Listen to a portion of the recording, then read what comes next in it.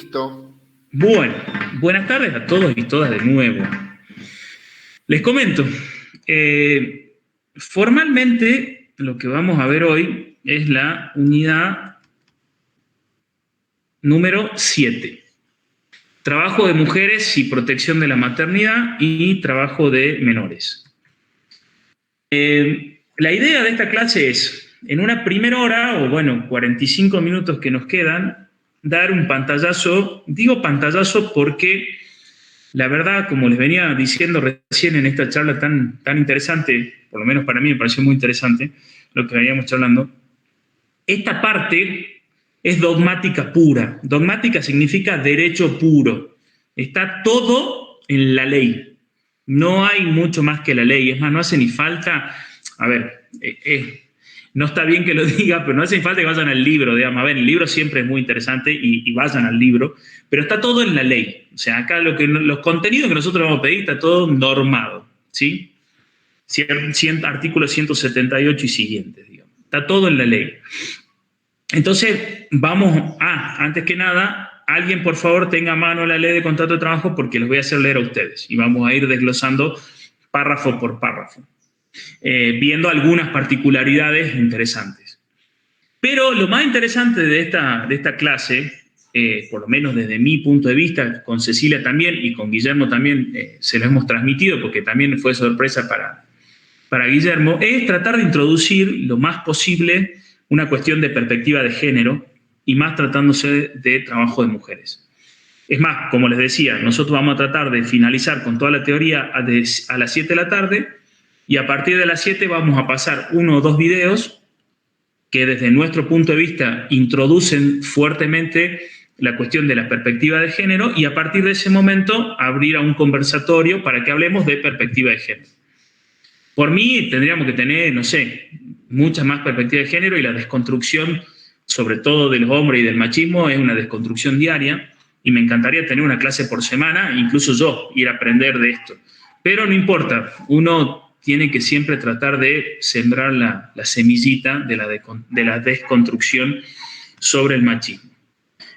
Así que esa va a ser la dinámica de la clase, ¿sí? Yo voy a empezar a compartir el Power que les preparé y, como les decía, porfa, tengan una ley de contrato de trabajo a mano, ¿sí? ¿Se ve? Todavía no. Ahí está, ahí se está presentando. ¿Ahí está? Listo, está. Buenísimo. Trabajo de mujeres, adolescentes y niños.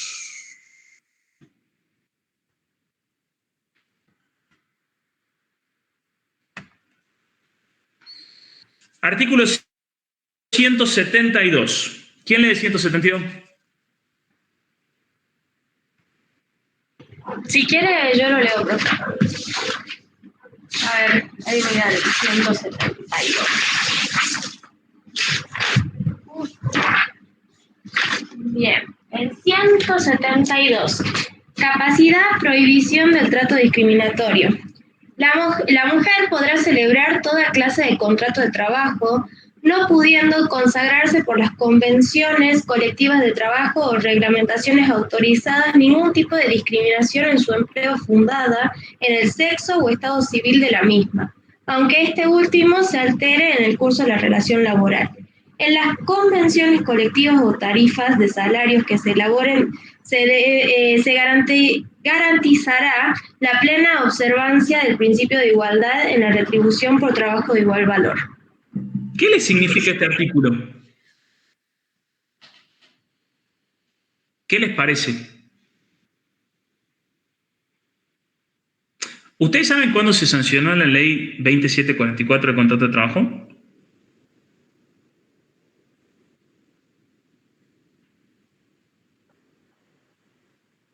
¿Hola? ¿Me escuchan? En el 76. En el 74, 1974, en el 76 es absolutamente maniatada por la dictadura, por un decreto ley. Este artículo 172 viene desde el año 1974. ¿No les parece una norma vintage? ¿No les parece una norma antigua? Que sea necesario poner en la ley que la mujer podrá celebrar toda clase de contrato de trabajo, no pudiendo consagrarse en las convenciones colectivas de trabajo o reglamentaciones autorizadas ningún tipo de discriminación en el empleo fundada en sexo o estado civil de la misma? ¿No les parece que es muy vintage? ¿No les parece que es muy vieja esta norma? A mí me parece absolutamente vieja y atrasa. Yo la derogaría, porque es una verdad de perogrullo, es una cuestión obvia que las mujeres tienen plena capacidad para celebrar cualquier contrato de trabajo y que obviamente ninguna convención colectiva de trabajo, ¿sí?, puede tener ninguna discriminación fundada en sexo o estado civil, ni hablar de una diferencia en el salario. ¿Ustedes creen que esta última parte de igual retribución por igual tarea se cumple? ¿Los hombres y las mujeres cobramos lo mismo en nuestro trabajo?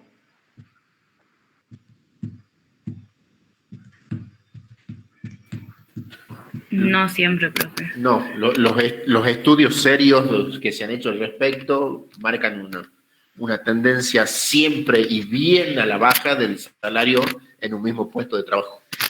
Miren, la diferencia en el mercado laboral entre las mujeres y los hombres es escandalosa, es vergonzante, y lo digo como hombre.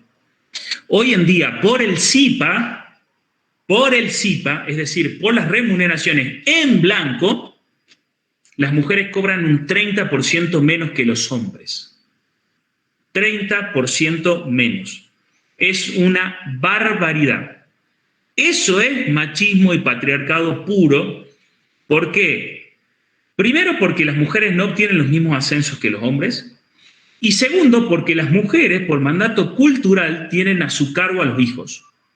Entonces, los hombres pueden hacer más horas extra que las mujeres. Estamos hablando de CIPA nada más, ¿no? No me estoy metiendo en el tema empleo, que si quieren que hablemos de empleo, la diferencia es mucho mayor. La tasa de desempleo en mujeres es mucho más grande que en hombres, ¿sí? Y además, gracias a las mujeres, los hombres tenemos mayores capacitaciones. ¿Por qué? Porque las mujeres se hacen cargo de los hijos, entonces tenemos más posibilidades de obtener mejores puestos de trabajo. Esto es una barbaridad. Ojalá que se revierta. Como yo le dije que la primera parte del 172 es absolutamente vintage, porque hoy no se me ocurre, creo que a nadie se le ocurre en la cabeza plantear una diferencia de sexo o estado civil en razón de la capacidad que tengan las mujeres en contratar. Lamentablemente, la segunda parte del 172, que habla de que las convenciones colectivas deberán observar el principio de igualdad de retribución por igual valor, eso no se cumple. Y lamentablemente la pandemia también ha ahondado aún más esa diferencia entre hombres y mujeres.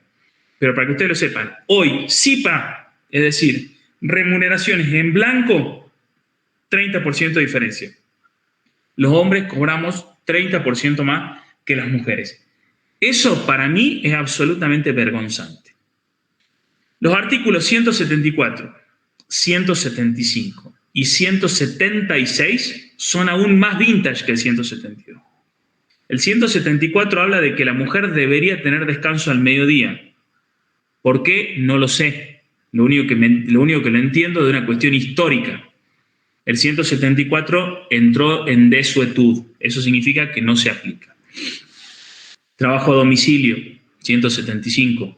Prohíbe a las mujeres el trabajo a domicilio. Salvo, acuérdense que cuando hablamos de la 2744, excluimos cuál es el régimen del trabajo a domicilio por antonomasia. A ver si me están prestando atención. ¿Saben qué es antonomasia? Porque si no, mi mujer me dice a mí que yo hablo en abogado y no me entiende. ¿Saben qué es antonomasia? No, Lo más de lo más. Lo más de lo más. ¿Sí? El ejemplo mayor, lo que se va al extremo, por antonomasia, lo máximo. ¿Cuál es el trabajo a domicilio por antonomasia, el que más se hace en el domicilio? Empleado doméstico. Exactamente, empleada de casas particulares, no se llama más empleada doméstica. ¿Sí? Obviamente que no está prohibido el trabajo de empleadas de casas particulares en mujeres. Es más, el 95% de las empleadas de casas particulares son mujeres. El artículo 176 habla que está prohibido que las mujeres realicen tareas penosas, peligrosas o insalubres. Tareas penosas y peligrosas está prohibida para ambos géneros. Sí. Yo no hablo de sexo, ¿no? Yo hablo de género siempre, no hablo de sexo. Porque además creo que hay un montón de géneros, no solo el de hombre y mujer. O sea, tareas penosas y peligrosas está prohibido para todos los géneros, digamos. Ahora, la insalubre, ¿por qué? ¿Por qué una mujer no podría hacer una tarea insalubre? A ver, yo estoy enrolado en los doctrinarios, incluso lo he hablado con muchos sindicalistas del mundo del trabajo, que deberían dejar de existir las tareas insalubres. ¿Esto qué significa? Que se debería otorgar a los trabajadores tantas medidas de seguridad que no debería haber prácticamente tareas insalubres. Ahora, hay tareas que son insalubres y que históricamente van a ser insalubres por más de que se le otorgue cualquier tipo de elemento de seguridad al trabajador, y justamente por eso, ¿se acuerdan cuando vimos jornadas? ¿Cómo eran las jornadas insalubres? De 6 horas. Reducida, distinta a la jornada común, ¿no es cierto? ¿Por qué? Porque está en juego el físico del trabajador. La idea de esa reducción de jornada es que como está en riesgo el cuerpo del trabajador, que en principio si se otorgarían todas las medidas de protección, ese riesgo se reduciría a lo mínimo posible, se reduce la jornada. Ahora, ustedes denme un fundamento de por qué las mujeres no podrían hacer tareas insalubres. Yo no lo encuentro. Entonces, 172, primera parte, totalmente vintage. Debería dejar de existir porque es obvio que las mujeres tienen las mismas capacidades.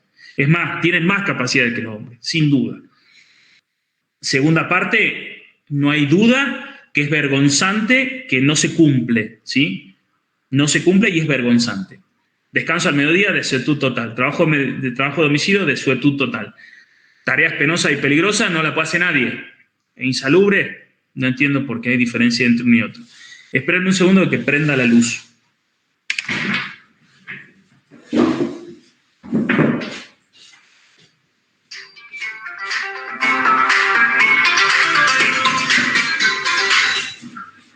Ah, sí, estoy en clase.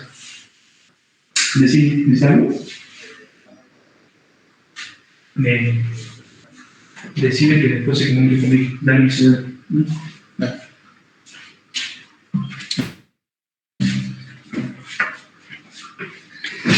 Ahora sí, ¿estamos mejor? ¿Estamos mejor ahí? Sí, profe. Sí. Buenísimo. Sí, profe. 177. ¿Quién ¿Profe? Sí. Le quería hacer una consulta del 175, Sí. porque cuando nosotros vimos, digamos, el ámbito de aplicación de la ley de contrato de trabajo, decía que no contemplaba, digamos, el trabajo a domicilio, o sea que no estaba regido por esta ley. No. Lo que no está regido por esta ley es las trabajadoras de casa particular. No el trabajo a domicilio. ¿No sería parecido No. o es otra cosa? Son otras cosas, bien. A ver, el trabajo a domicilio, la verdad que yo en 14 años de profesión no tengo un ejemplo para darles cuál es un trabajador que haga trabajo a domicilio en relación de dependencia. Digamos. Lo que uno tiene son trabajadores que ejercen su tarea fuera del ámbito de la empresa. Ejemplo, por antonomasia, el viajante vendedor. El viajante vendedor ejerce su tarea de la puerta para afuera. Y no va por los domicilios, pero va por los distintos comercios. Profe, Sí. y por ejemplo, una carpintería que va y pone las ventanas, Sí. eso no estaría, digamos, como regulado como trabajo domiciliario, sino que uno va, presta, instala y chau. Exactamente. Ya. Eso es trabajo autónomo. No, a ver, puede ser, o sea, en relación de dependencia de la carpintería, sí. El trabajador que viene y conecta una ventana es en relación de dependencia de la carpintería. Por eso no es trabajo de domicilio. Por eso, la ley tiene ciertas normas que han entrado en desuetud. Desuetud implica que por más, o lo que llamamos los abogados, letra muerta de la ley. ¿Sí? Es decir, que la ley tiene una letra y que no se aplica por los usos y costumbres. ¿Sí? Que esa es una de las grandes discusiones que hoy está en el mundo del trabajo, por ejemplo, de que hay sindicatos que se oponen a modificar ciertos convenios colectivos de trabajo, que la mayoría de los convenios colectivos de trabajo son de la década del 70. ¿Ustedes qué opinan? ¿Habría que modificar los convenios colectivos de trabajo?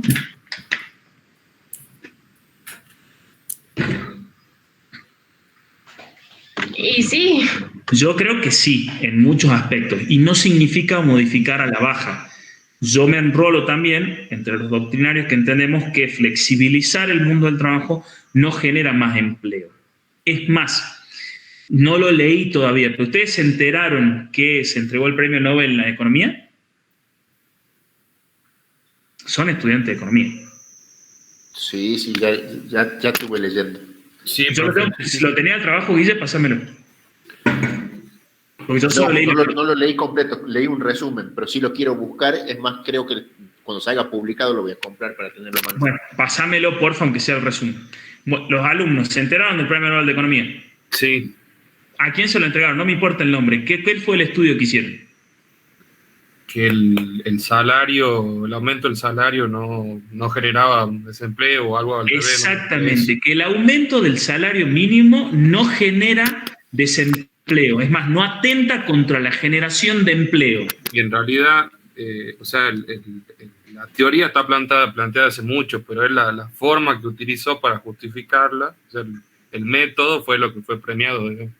Totalmente. Es más, en el mundo del trabajo estamos cansados de ver las corrientes flexibilizadoras que dicen, no, pará, hay que flexibilizar el mundo del trabajo, hay que correr los derechos de los trabajadores porque esto genera empleo.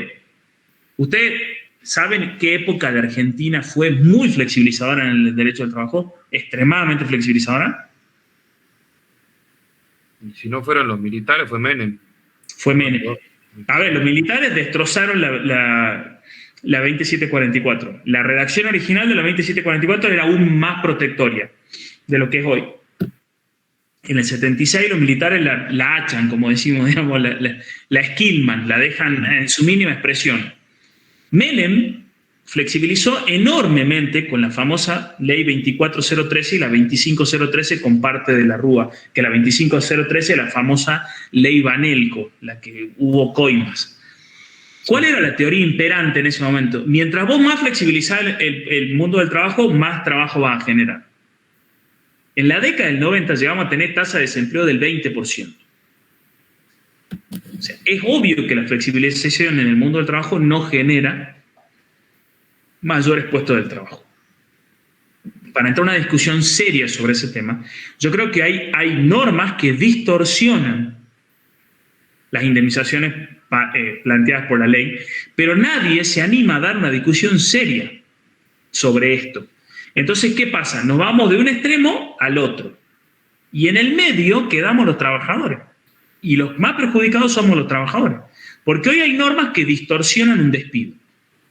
¿Sí? Por ejemplo, yo el otro día estaba haciendo una planilla de liquidación de un trabajador que llevó 30 años de trabajo y la planilla eran 10 millones de pesos.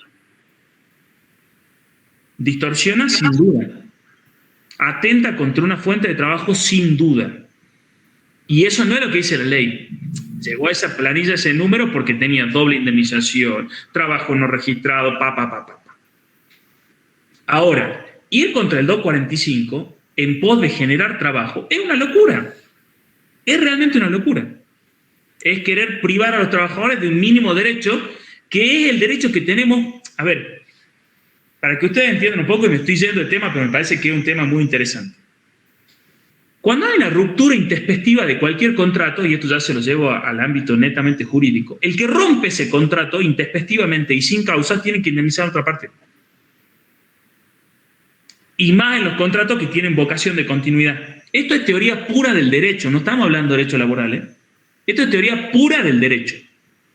A ver, si ustedes mañana alquilan una casa y quieren romper el contrato antes de tiempo, ¿tienen que pagar una indemnización o no?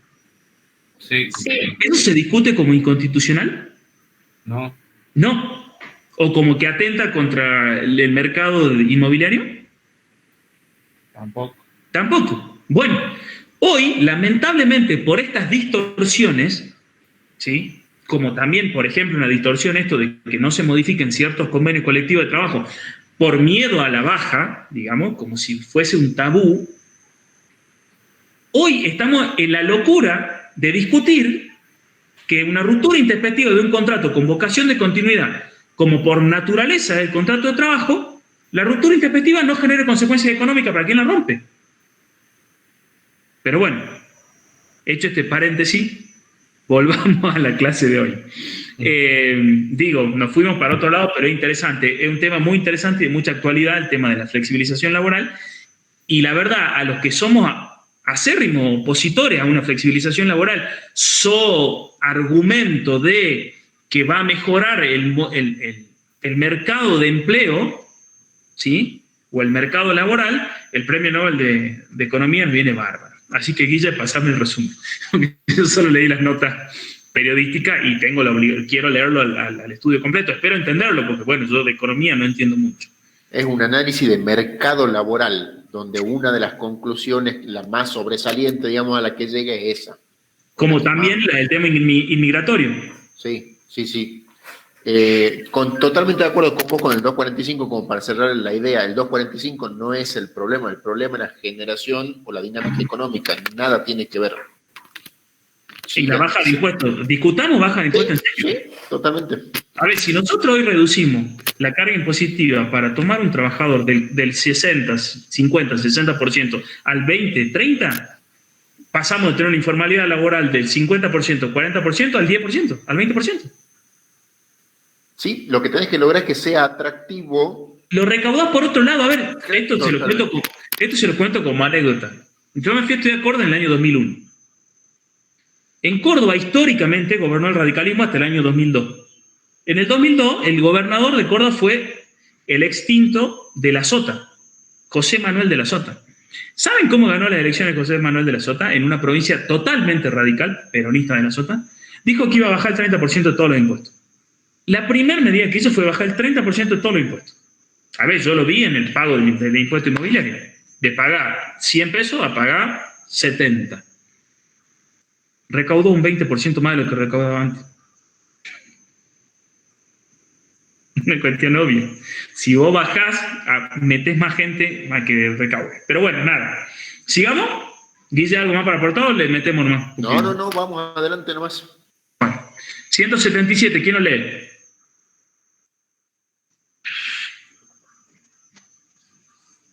Sol o cualquiera. Bueno, profe, lo leo. Está largo bueno. Está largo, ¿viste? Revisión de trabajar, conservación del empleo. Queda prohibido el trabajo del personal femenino durante los 45 días anteriores al parto y hasta 45 días después del mismo. Sin embargo, la interesada podrá optar porque se le reduzca la licencia anterior al parto, que en tal caso no podrá ser inferior a 30 días. El resto del periodo total de licencia se acumulará al periodo de descanso posterior al parto. En caso de nacimiento pretérmino, se acumulará al descanso posterior todo el lapso de licencia que no se hubiera gozado antes del parto, de modo de completar los 90 días. Haremos ahí. Okay. Para que ustedes entiendan, ¿sí? Toda trabajadora, ¿sí?, tiene derecho a gozar de 90 días de licencia por maternidad, ¿sí? Esos 90 días se distribuyen de dos formas. 45 previos a la fecha probable de parto y 45 días posteriores a la fecha de parto. A opción de la trabajadora pueden ser 30 días previo a la fecha probable de parto y 60 días posteriores a la fecha probable de parto. ¿Por qué hablo de fecha probable de parto? Después vamos a ver los otros párrafos.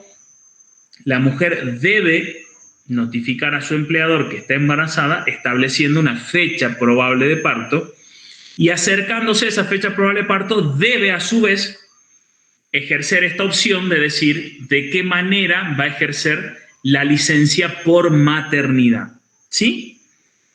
Además es muy importante esta licencia por maternidad porque no es paga por el empleador, es un beneficio de la Seguridad Social que se lo preguntamos en el parcial y se lo aclaramos nuevamente, tiene carácter no remunerativo, es equivalente al sueldo bruto de la trabajadora y no computa para el pago del SAC. ¿Estamos? Entonces, en concreto, la licencia por maternidad, si nosotros le preguntamos, ¿cuánto es el plazo de licencia por maternidad? Tiene en cuenta 90 días. Se lo puede tomar 45 y 45, 30 y 60. Si el niño o niñe decide nacer antes y nace cuando la trabajadora no está gozando de la licencia, empieza a correr desde el día del parto 90 días corridos de licencia por maternidad. ¿Claro? ¿Estamos claros? Profe, Sí. ¿cómo es el tema de la remuneración, de las remuneraciones que dijo? Técnicamente no es remuneración. Ah, sí. ¿Sí? Fíjate el tercer párrafo. Dice, garantícese a toda mujer durante la gestación el... no, para. Acá, el segundo párrafo. Léelo solo el segundo párrafo. Y ahí engancha el tema del beneficio de la Seguridad Social que percibe que no es remuneración. Bien. La trabajadora deberá comunicar fehacientemente su embarazo al empleador con presentación de certificado médico en el que conste la fecha presunta de parto o requerir su comprobación por el empleador. La trabajadora conservará su empleo durante los periodos indicados y gozará de la asignación que le confieren los sistemas de seguridad social que garantizan a la misma la percepción de una suma igual a la retribución que corresponda al periodo de licencia legal. Todo de conformidad con las exigencias y demás requisitos que prevé las reglamentaciones respectivas. Frenamos ahí. Primera parte del párrafo habla que la trabajadora deberá comunicar fehacientemente su embarazo presentando el certificado médico o con fecha presunta de parto y que después puede requerir la comprobación del empleador. Ese párrafito es el único que puede generar algún conflicto en la práctica, que ya lo vamos a analizar con alguna jurisprudencia, ¿sí? Después, esto es muy importante, la trabajadora conservará su empleo durante los periodos indicados y gozará de las asignaciones que le confieren los sistemas de seguridad social. Durante estos 90 días, ¿qué? ¿Me permite un segundito? Sí, metele. Justo ahí, Ley 24714, artículo 11, asignación por maternidad. La asignación por maternidad es no remunerativa, ¿sí? Se lo preguntamos en el examen, no remunerativa, equivale al bruto de lo que cobra la trabajadora, ¿sí? La paga el ANSES y a su vez, como es no remunerativo, no computa para el SAC. ¿Estamos? ¿Estamos? Sí, profe. O sea que ese mes esos 90 días va a cobrar más de lo que hubiera cobrado antes porque tampoco tiene retención ni nada. Exactamente, pero no cobra SAC. Claro. Bien. ¿Y se le computa como antigüedad esos 3 meses o no? Sí, Bien. esos 3 meses sí. Lo que no se computa como antigüedad es el periodo de excedencia, que lo vamos a ver al libro rápido. Lo mismo queda todo el material en el aula virtual. El otro párrafo. Garantícese a toda mujer durante la gestación el derecho a la estabilidad en el empleo. El mismo tendrá carácter de derecho adquirido a partir del momento en que la trabajadora practique la notificación a que se refiere el párrafo anterior. Acá hablamos de notificación fehaciente, que también me parece muy vintage, digamos. Hoy en día las relaciones laborales son mucho más fluidas, digamos, y la verdad Hay infinidad de fallos sobre qué es notificación fehaciente, qué no es notificación fehaciente, estado de gravidez evidente.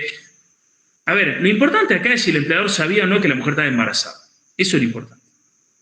¿Sí? Hoy, con las comunicaciones como las tenemos, con los mails, con los WhatsApp y con la testimonial, si el empleador sabía del embarazo, el despido claramente es discriminatorio, claramente. Y si es discriminatorio, tiene una consecuencia indemnizatoria mucho más fuerte y que ya después vamos a charlar un poquito sobre ese tema. ¿Sí? Entonces, consejo, si algún empleador que ustedes asesoren va a hablar de querer despedir a una mujer embarazada, primero que es una locura, que es una barbaridad, y segundo, es un pésimo negocio, digamos. Es un pésimo negocio, porque si tiene la mala suerte que yo asesoro como abogado a esa trabajadora, desde denuncia en el INADI por discriminación hasta pedido de reinstalación, no solo la indemnización agravada de la ley de contrato de trabajo, sino daño moral. Porque es una barbaridad. Despedir a una mujer embarazada por el mero hecho de ser una mujer gestante es una locura, desde mi punto de vista. Y se debería actuar con la mayor rigurosidad que establece la ley. ¿Estamos? ¿Preguntas, dudas? ¿Seguimos? Sí, profe, se va entendiendo bien. ¿Vamos bien? Perfecto. Acá hablamos de fehaciente notificación, que es lo que yo les hablaba, de que tiene algunas discrepancias, digamos, y que se han escrito ríos de tinta.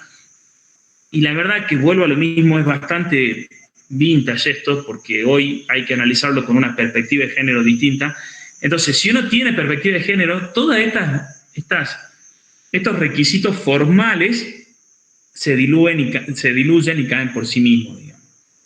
La verdad que vuelvo a lo mismo. Yo este pago lo tenía armado cuando lo empecé a leer y ver qué modificar. La jurisprudencia sigue muy atrasada, digamos, falta mucha perspectiva de género. Pero lo importante que ustedes sepan es esto, digamos. Acá tenemos un fallo que habla de fehaciente notificación, que cuál fue la defensa de la empresa. Si no, no me notificaron fehacientemente, la jurisprudencia dijo, pero vos sabías que estaba. O el otro caso es, ustedes vieron que la ley en su literalidad dice que con presentación de certificado médico en el que conte fecha presunta de parto o requerir la comprobación del empleador. Otro empleador vivo dijo, no, te despido porque en realidad, si bien vos me informaste a mí que estabas embarazada, pero no me presentaste el certificado médico, entonces te despido, porque la ley dice en su literalidad que tenía que ser con certificado médico. Una barbaridad. Incluso el fallo es una barbaridad porque le dice que en realidad, digo una barbaridad al margen de que estoy de acuerdo con la solución, digamos, me parece que con una perspectiva de género sería mucho más fácil de resolver, digamos, porque estamos hablando de una discriminación a la mujer por el mero hecho de ser mujer y por haber tenido la gracia de Dios de estar embarazada.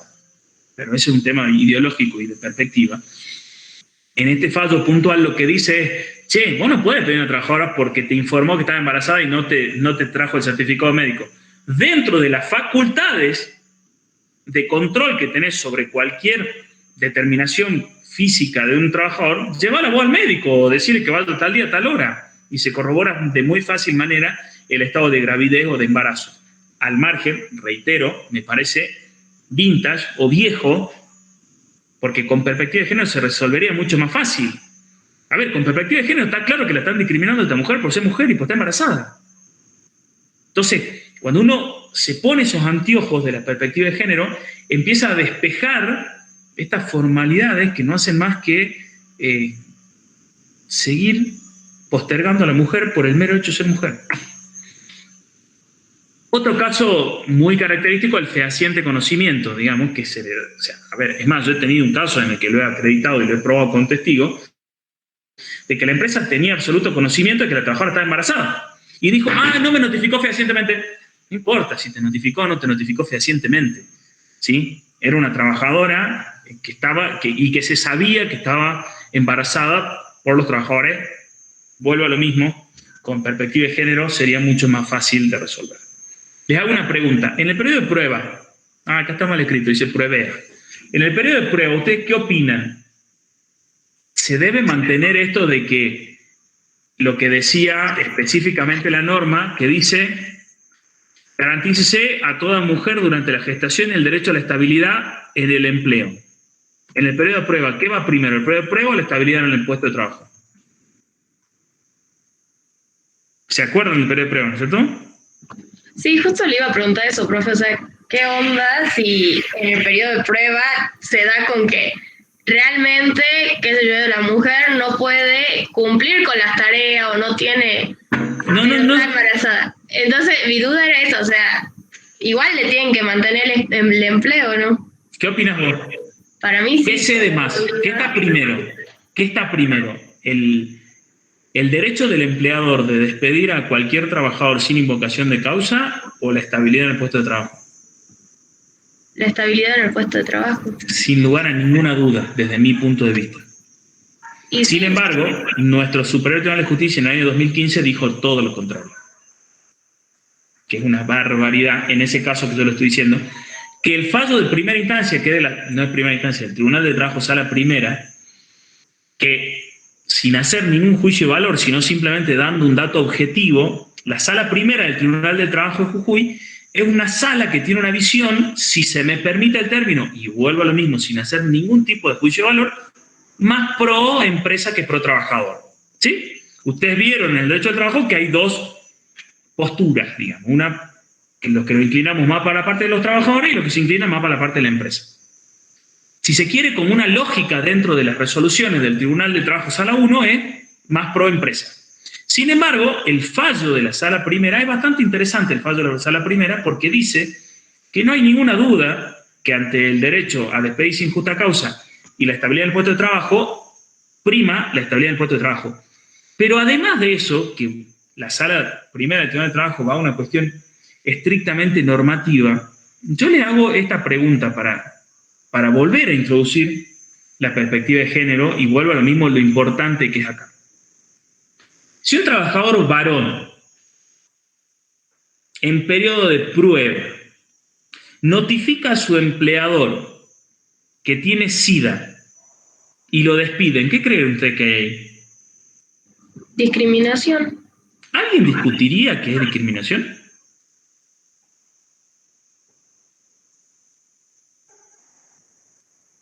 ¿Alguien discutiría que es discriminación? No. No. Ahora, ¿por qué discutimos que cuando se despide una mujer embarazada no es discriminación? ¿Por qué lo discutimos? ¿Se dan cuenta lo que es la perspectiva de género? Profe. ¿Se dan cuenta lo que es la perspectiva de género? Sí. ¿Se dan cuenta lo que es la perspectiva de género? Si la primera respuesta que fue que si un trabajador varón notifica a su empresa en periodo de prueba que tiene SIDA y la empresa al día siguiente lo despide, eso fue un despido discriminatorio, tiene que volver a trabajar. ¿Por qué discutimos y escribimos río de tinta si una trabajadora en periodo de prueba notifica a su empleador que está embarazada y la despide? ¿Se dan cuenta de lo que es perspectiva de género? ¿Se dan cuenta de lo que tenemos que desconstruirnos como sociedad? Tiene que salir con misma naturalidad, es discriminación. Si es discriminación, ¿hay alguna duda que prima? No, ¿no es cierto? No hay ninguna duda. No hay ninguna duda. Lo que hace, de lo que he podido leer en alguna jurisprudencia, lo que hace directamente, si bien el periodo de prueba tiene esa característica de una cuasi estabilidad, para el caso de la mujer embarazada lo que dice es, si vos te escudás en la posibilidad de despedir sin invocación de causa, sabiendo de esa situación particular, probame que no es esa la causa del despido y que vos tenés una razón objetiva distinta y lo charlamos. Ahora, si no hay forma que eso lo puedas hacer, es discriminación bajo cualquier punto de vista. Pero aparte tener la presunción, que ya la vamos a ver de la ley. Claro, claro, claro. Está bien, pero vuelvo a lo mismo, porque aparte vuelvo a decir, hay ríos de tinta.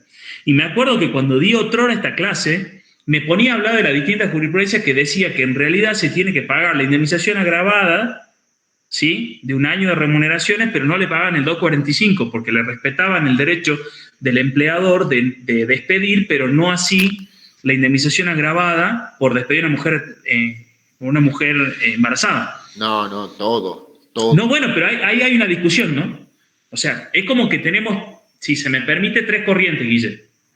La que respeta a ultranza el derecho a despedirse sin justa causa sin importar que sea una mujer embarazada. Ujú.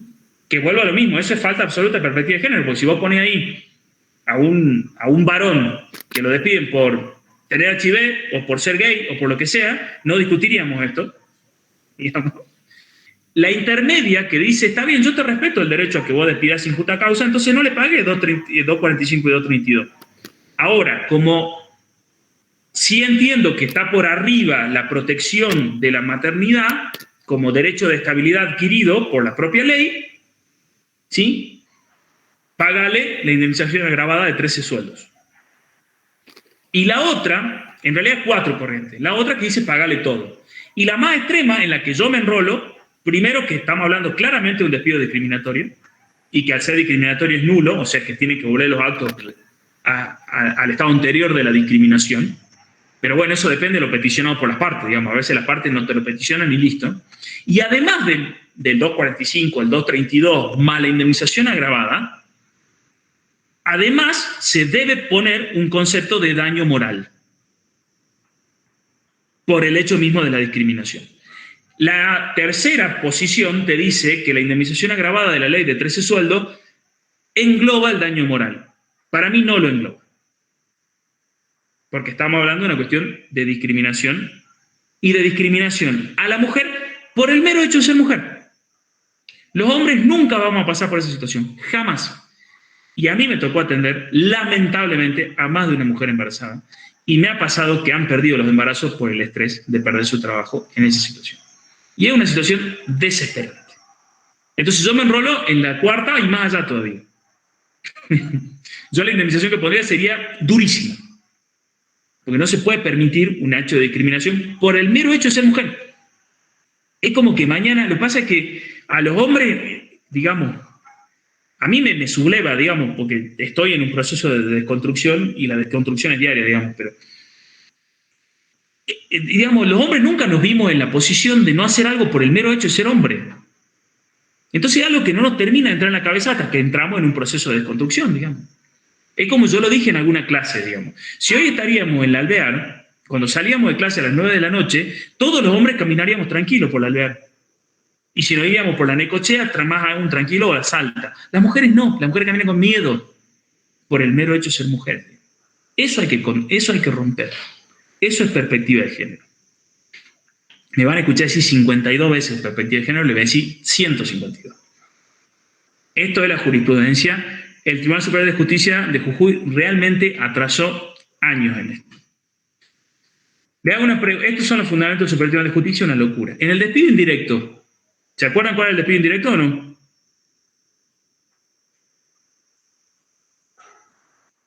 ¿Se acuerdan cuándo hay un despido indirecto o no?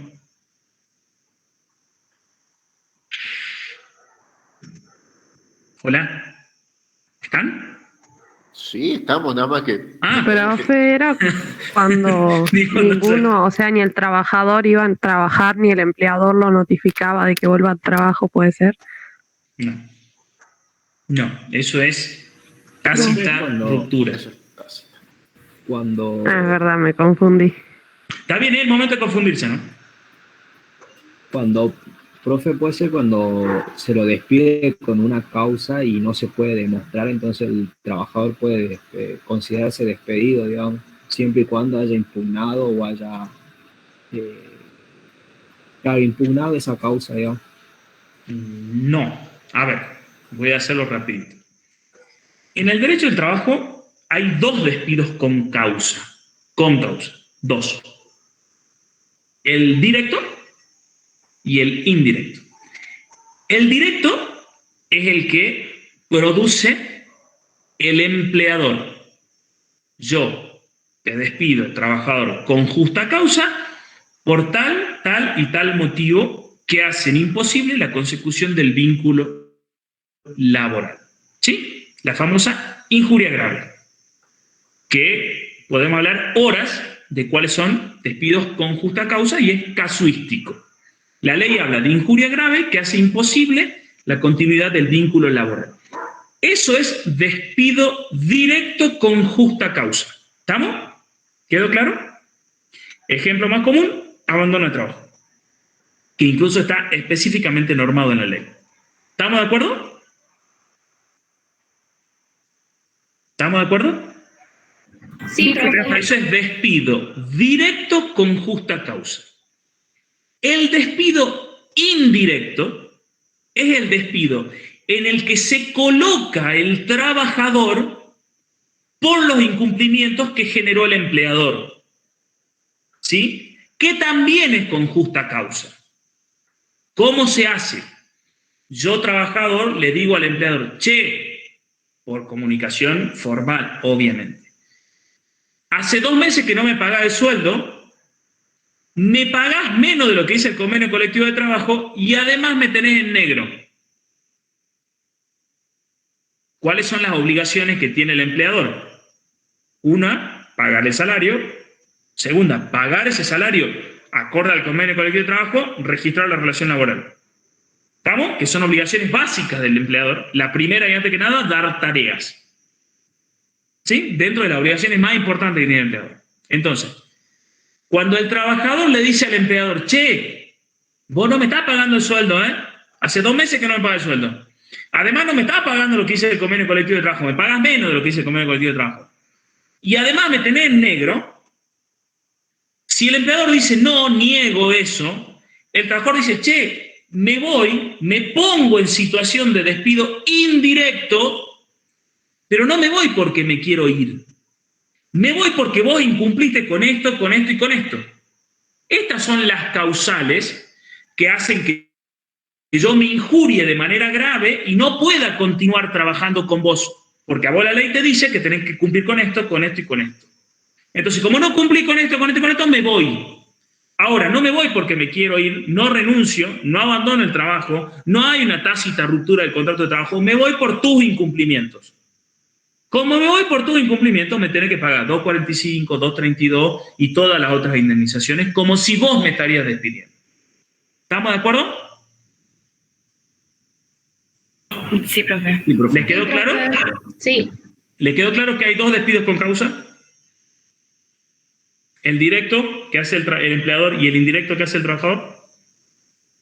¿Les quedó claro? Sí, profe.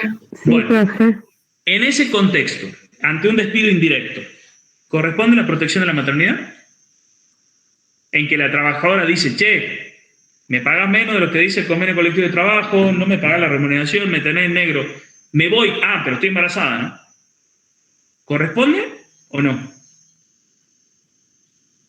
Debería corresponder.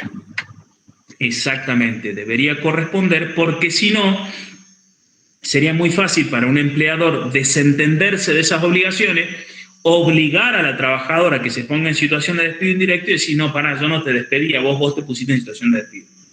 Aunque no lo crean, esta discusión que parece tan obvia, a mí en un fallo dividido, la única mujer del tribunal dijo que como era un despido indirecto no había discriminación. Me eximo de mayores comentarios.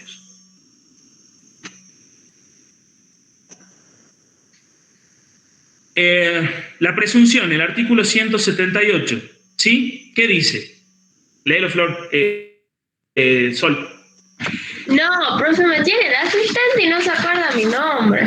Es que Flor se llama la abogada junior que trabaja en el estudio. La Florcita, le digo Florcita. 178. Perfecto. Despido por causa del embarazo, presunción.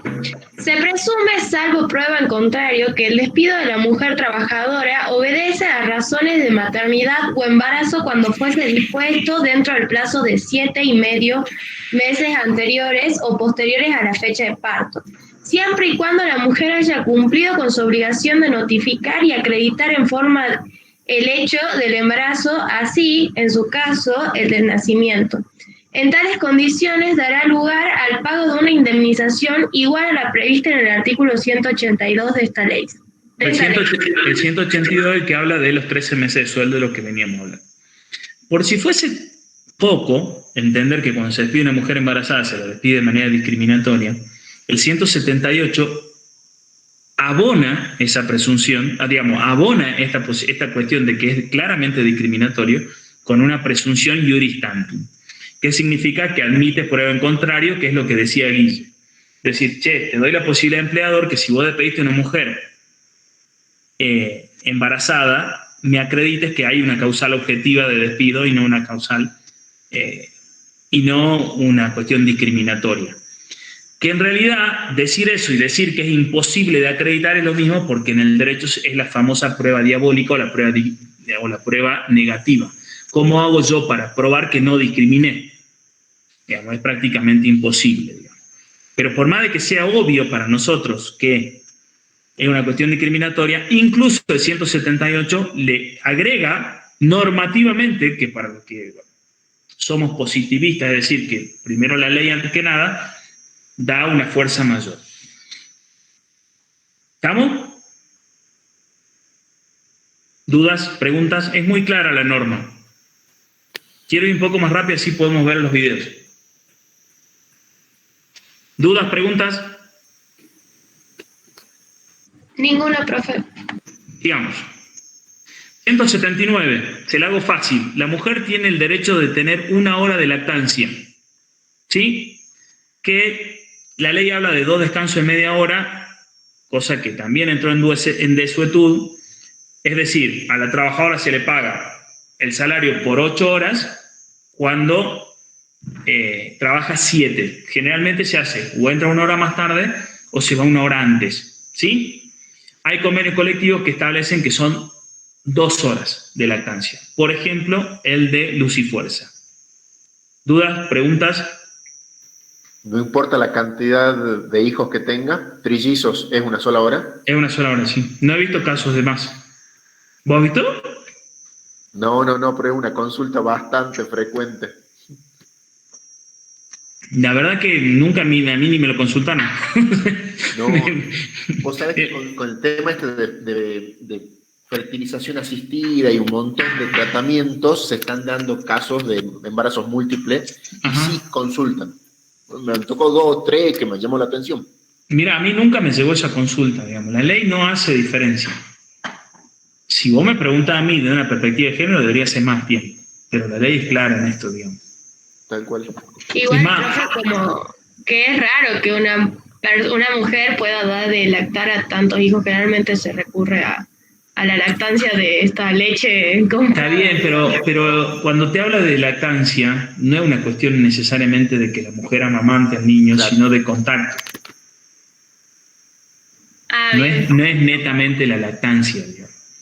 Exacto. Porque, claro, o sea mamadera o sea materna, lo que está buscando es el contacto. El contacto, digamos, el contacto.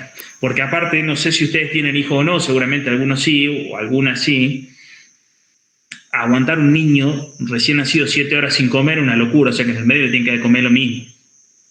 O sea, me dan la madre igual. En el caso de mis hijos, mi mujer se sacaba la leche y la congelábamos. José, disculpame que te interrumpa, pero... Sí. ¿Cómo estás? Buenas tardes, casi buenas noches. Yo que sí tuve que amamantar uno, las mujeres físicamente tenemos también una señal de que se llena el pecho de leche.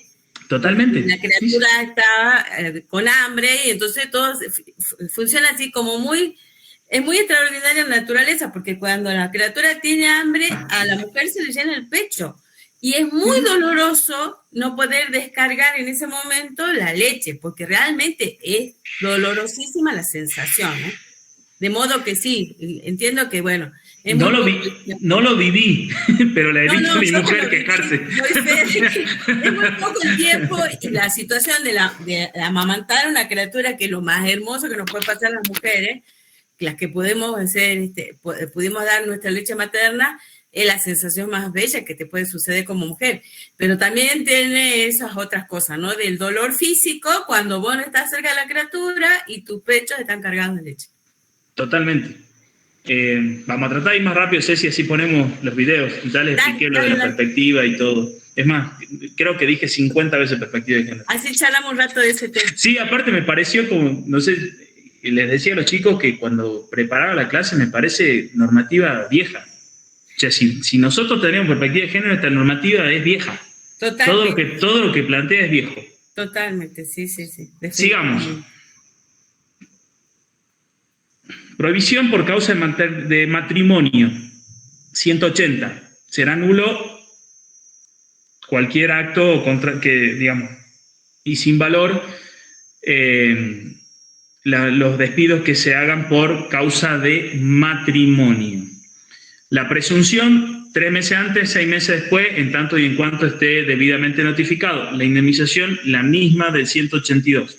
¿Estamos? Que es la del 182, que es un año de remuneraciones. Un año de remuneraciones equivale a 13 sueldos. ¿Sí? El único inconveniente que tiene este artículo o esta parte, es que hay jueces y hay juzgados que han entendido que esta presunción y esta nulidad no aplica al hombre, solo aplica a la mujer. ¿Cuál es el fundamento? Que está en la sección que dice protección de la mujer y protección de la mujer y de los niños. El título es algo así, de trabajo infantil.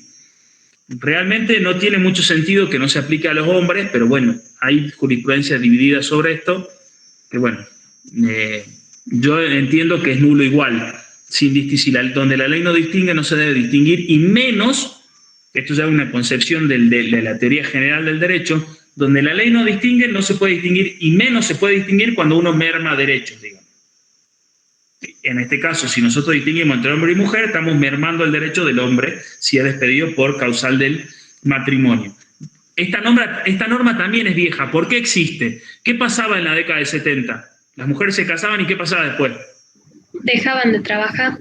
No necesariamente, o sea, se embarazaban. Claro. Entonces, ¿qué pasa?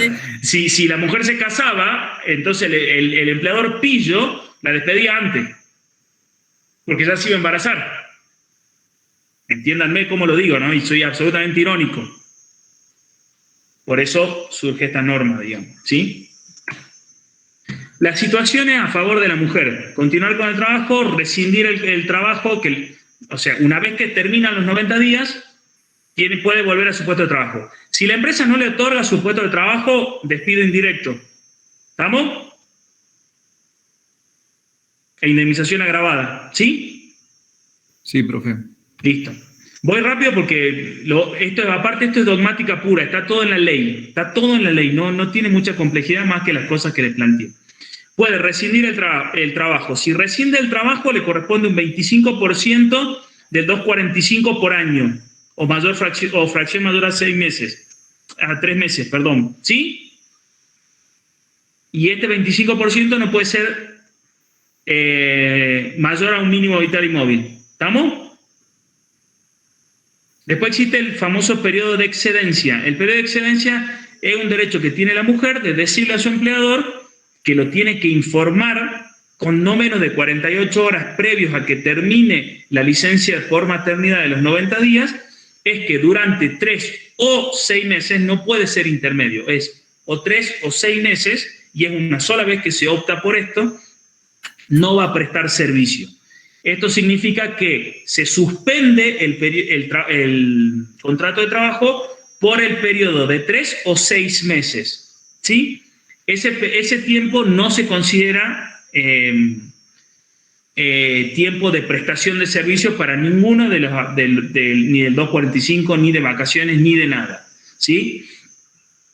Si pasados los 3 o 6 meses la trabajadora decide volver a su puesto de trabajo, vuelve. Si el empleador no tiene ese puesto de trabajo, para mí entramos de nuevo en tema discriminatorio, salvo que esté expresamente establecido y recontrarremil probado que no tiene ese puesto de trabajo, ¿sí? Pero la ley dice que si no tiene ese puesto de trabajo, vamos a un 25%, ¿sí? Si lo tiene ese puesto de trabajo, tiene la obligación de dárselo, de respetárselo y darle de nuevo ese puesto de trabajo. Si la mujer después de esos 3 o 6 meses decide no volver a prestar servicio, le corresponde el 25% del 245. Eso es todo lo que dice el 184. 185 tiene que tener un año de antigüedad para gozar de esto. El 186 habla de la opción tácita.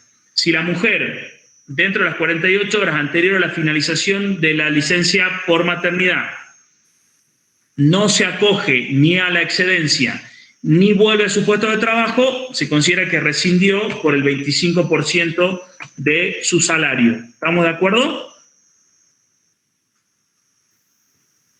Sí, profe. Lo único que me quedó agregarles, y que sí es importante porque está en el programa, me estoy volviendo para atrás, es en el 177, habla que en caso de permanecer ausente en su puesto de trabajo un tiempo mayor, se aplica el artículo 208, es decir, se empiezan a computar la enfermedad inculpable. ¿Sí? No, digamos, no es incompatible la enfermedad inculpable con la licencia por maternidad. Obviamente que en el tiempo que de los 90 días de la licencia por maternidad no se aplica el 208, pero antes y después sí. ¿Estamos de acuerdo? Profe, entonces, si a la mujer le da depresión postparto, ¿podría acceder a esa...?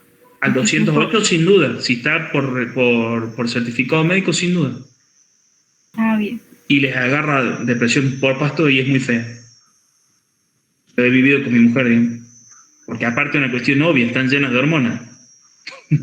Vos lo mismo ten en cuenta que la depresión postparto, por lo poco que sé, porque no la divido más que con mi mujer acompañándola, generalmente apenas se da a luz. Y acordate que la licencia por maternidad es de 90 días, 45 y 45 o 30 y 60.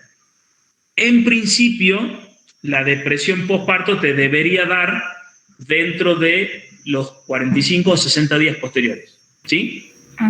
Ahora, después de esos 60 días, por ejemplo, no sé, el embarazo te disparó una diabetes complicada y vos no podés volver a trabajar, empieza a correr el 208,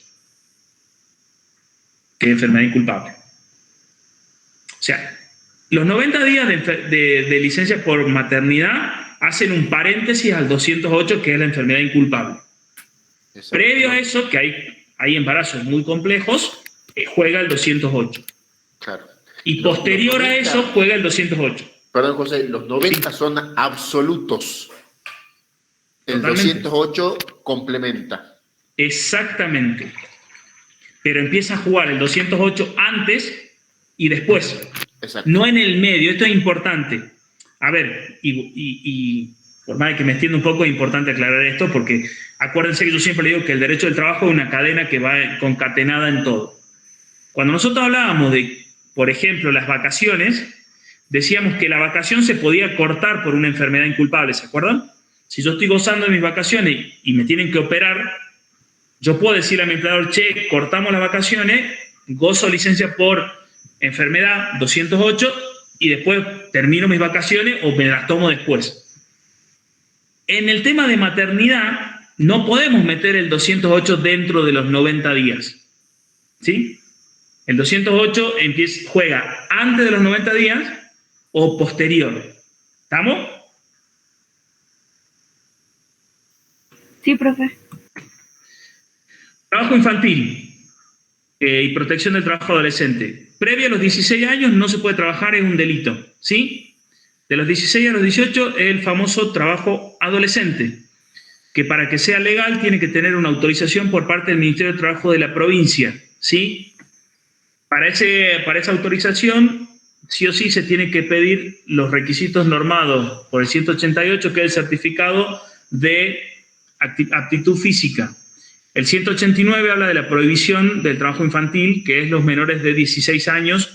El 148 bis del Código Penal habla del delito. ¿Sí? Será reprimido con prisión de 1 a 4 años el que aprovechar económicamente el trabajo de un niño o niña en violación de las normas. Cuando me tocó dar alguna capacitación o compartir una capacitación a los fiscales penales, la discusión era aprovechar económicamente. Le faltaba mucho derecho al trabajo porque en todo contrato de trabajo hay un aprovechamiento económico por parte del empleador, porque si no, no existiría el capital. Pero bueno, solo quedan exceptuados los fines pedagógicos o de capacitación, e incluso queda exceptuado específicamente el trabajo de niños en el tema artístico, con una autorización específica por parte del Ministerio de Trabajo. A ver, cuando un niño trabaja en una telenovela no hay un delito, ¿sí? Pero ese niño que trabaja en una telenovela tiene que tener sí o sí una resolución de la autoridad laboral del lugar que lo autorice a prestar servicio, ¿sí? Y no será punible el padre, madre o tutor que incurriera en la conducta antes prescripta. El artículo 189 bis establece cuáles son las condiciones que tiene que tener la empresa familiar y habla de una jornada reducida de 3 horas diarias o 15 horas semanales. El 190 habla de la jornada de trabajo del trabajador adolescente. No puede ser mayor a 6 horas o 36 horas semanales, ¿sí? Y después habla de que no puede trabajar en jornada nocturna. La única particularidad que tiene la jornada nocturna en adolescentes es que es de las 20 hasta las 6, no de las 21. Salvo que sea un régimen fabril que permite que sea de 22 a 6.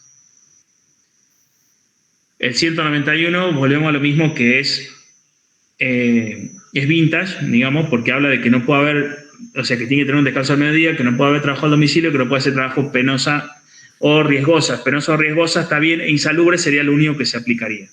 Y de vacaciones no puede tener menos de 15 días. Si es que fui rápido, queremos pasar al otro tema, y está todo en la ley, no hay mucha duda. A ver, obviamente que cualquier duda o pregunta que me quieran hacer, estoy abierto a duda o pregunta, pero está todo en la ley. Sí, está, y vamos a abrir el foro de consulta, porque para redondear lo de lo que es clase, hay subidos en el aula virtual, en las unidades 5 y 6, 2 trabajos prácticos con fecha de presentación el lunes 18 de octubre. Que son a modo de repaso, porque ustedes después van a parcial. Y esta unidad también vamos a desarrollar alguna actividad para que hagamos la fijación de los temas, de modo que ustedes van a la ley y estudian los artículos que acaban de repasar con el doctor García y van a tener completa la unidad de trabajo de mujeres y menores. Nosotros lo que le proponemos ahora es una suerte de presentación de un tema que nos inquieta bastante al doctor García y a mí, que está relacionado con la perspectiva de género. Así que si querés, Guille, para que haya como más confianza, dejemos de grabar, porque esto es una cuestión que no tiene que ver necesariamente con la asignatura de Derecho Laboral, pero sí es un aporte personal del doctor García y mío, y que se suma el contador a la niña amablemente, porque queremos, bueno, tener una charla con ustedes en este ámbito de confianza sobre la perspectiva de género. De modo que también les quiero decir que el que quiera abandonar el Meet porque tenga otra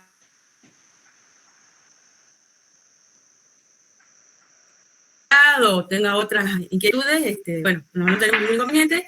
Yo voy a pasar a compartir un video que también, bueno, con absoluta franqueza es bastante fuerte, por eso es que también les digo que si quiere abandonar la reunión ahora, no vamos a someter a cuestiones de ese tema, pero sí lo que queremos compartir con ustedes, con los que se queden, es un poco esta visión nueva de la perspectiva de género. Así que procedo a compartir video y después charlamos un poquito este tema.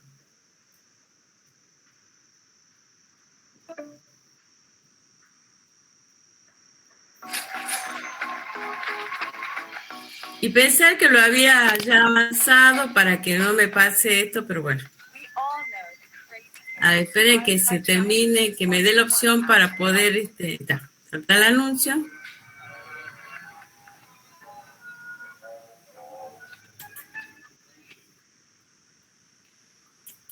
Me dice que hay un error, José, en la presentación. Ah, se cortó, ¿no? Intenta de vuelta porque por ahí tira ese error. Sí, voy a intentar de vuelta porque se me cortó. Ahí está. No te quieras enfadar, ¿verdad? En anda, no seas así, sí que si lo has visto.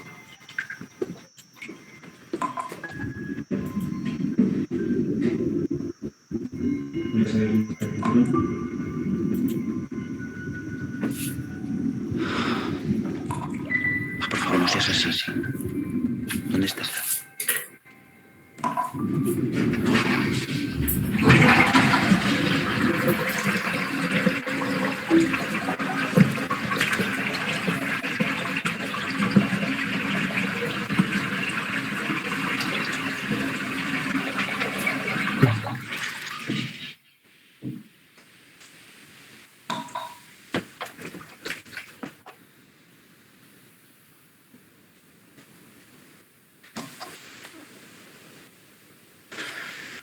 Julia.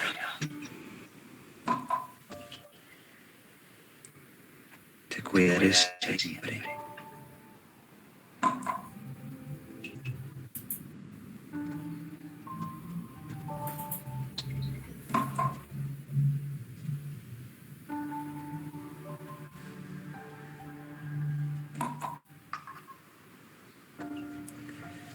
No te olvides nunca.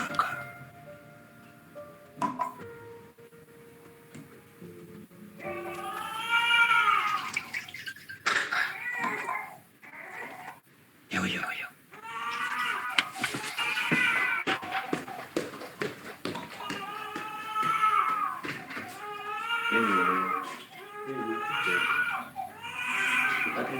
Perdón, un poquito. Sí. Ya está, no hace ruido. Ya está. ¿Cómo te gustan hacer los paseitos? Sí. A ver si me puedes ayudar, Marquitos. ¿Tú dónde crees que me quiero mover el cinturón? El cinturón de pata. Ahí. Sí. No, tú dices que por ahí. Empezamos por ahí.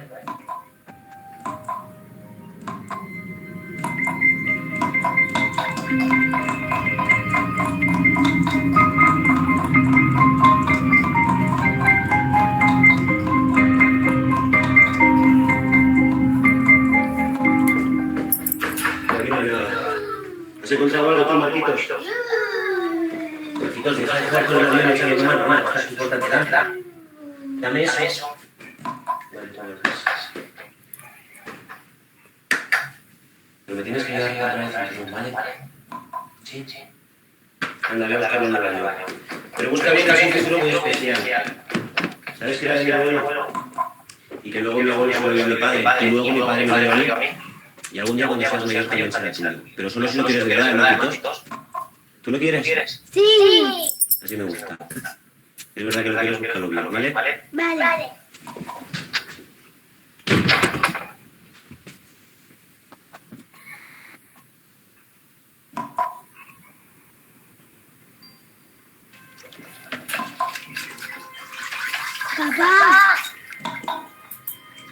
Papá. ¿Qué pasa, Marquitos?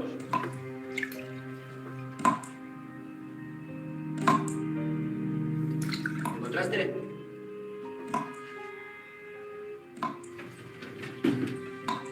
¿Qué pasa, Marquitos?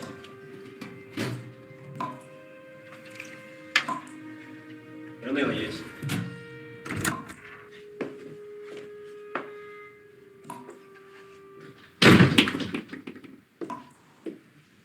Bueno, ¿qué? ¿Has encontrado el cinturón? Uy. Vaya. Uy. Se ha roto. Tú no te preocupes que papá te promete que te lo va a arreglar.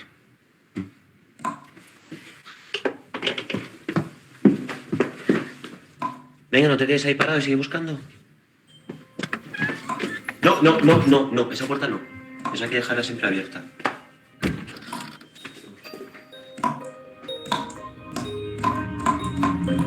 Marquitos, ayúdame a buscar el cinturón, anda.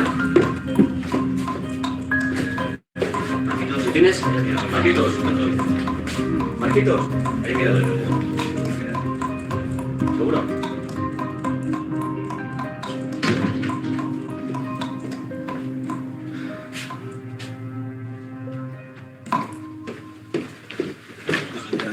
Ya lo busco yo.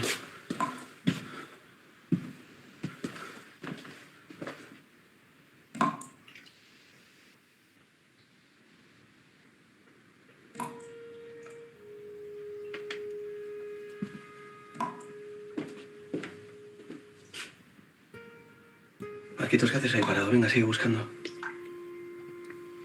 ¿Te quieres mover de una vez que tenemos que encontrar el cinturón? A la mierda el cinturón. ¿Qué has dicho? Que estoy harto de buscar tu cinturón. Vamos a ver, hijo. Este cinturón era del padre de mi padre. Cuando yo me muera será tu cinturón. Y tendrás que usarlo. No quiero. Me da asco. Tú cuidado con lo que dices. No quiero tu puto cinturón, Ni joder. Se te ocurra levantarme la voz.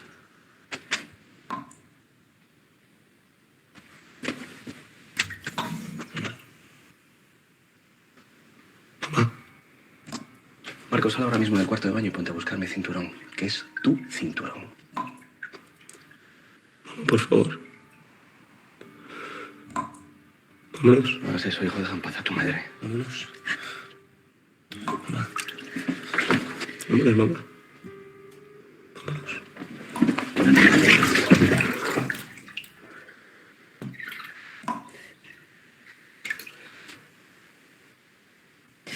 Ella quería quedarse aquí conmigo.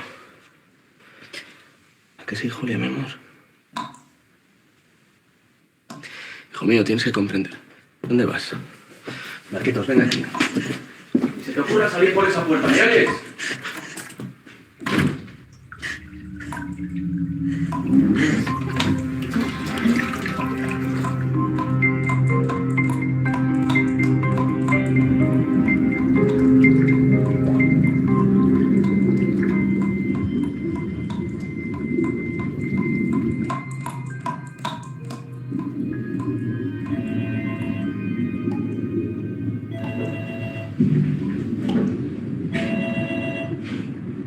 Marquitos. No, hijo. No, tu madre no puede ponerse.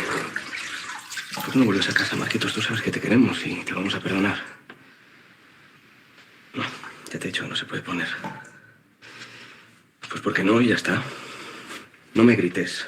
Lo que tengas que decirle me lo dices a mí y punto. Marcos, Mierda.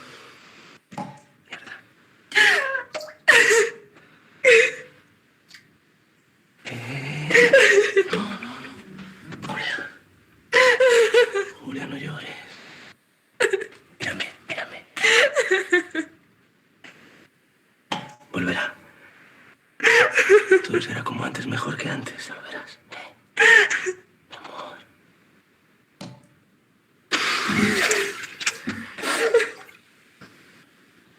Solo tienes que decirme dónde está el cinturón. Cinturón, Julia, por favor.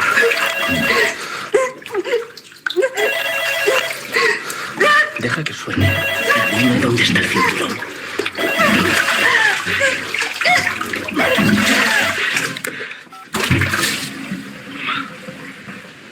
Mamá, por favor, sal de ahí. Todavía estará tiempo. Venga, mamá, por favor.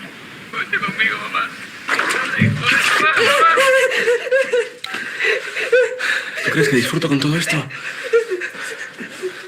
Me gusta verte así. Es que no sé por qué te empeñas. No sé por qué te cuesta tanto aceptar el orden de las cosas, Julia. No lo entiendo, mi vida. No lo entiendo.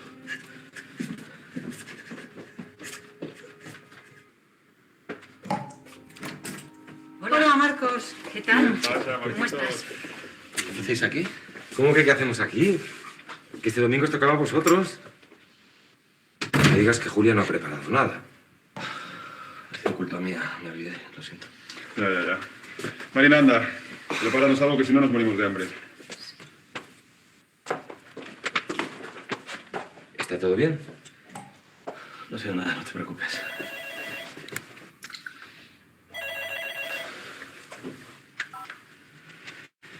Era Marquitos, ¿no? Marcos, ¿qué pasa? ¿Qué estás buscando? ¿Te quieres estar quieto de una vez? Déjame. ¿Qué pasa, Marcos? Que me dejes. Dime de una puta vez qué pasa. Que no lo encuentro. ¿Que no encuentras qué? El cinturón, pero... ¿Qué? ¿Que Julia te sigue escondiendo el cinturón de papá? Joder, Marcos, con estas cosas no se juega, ¿eh? Julia, ¿a qué viene ese empeño? Si al final es peor.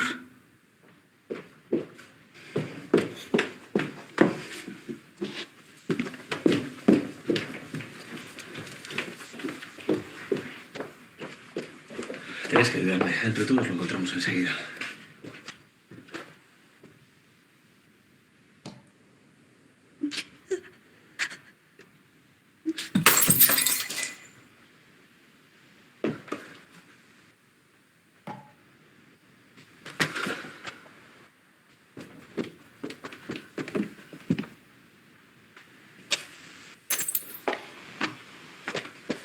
¿Es que no aprendiste nada de papá?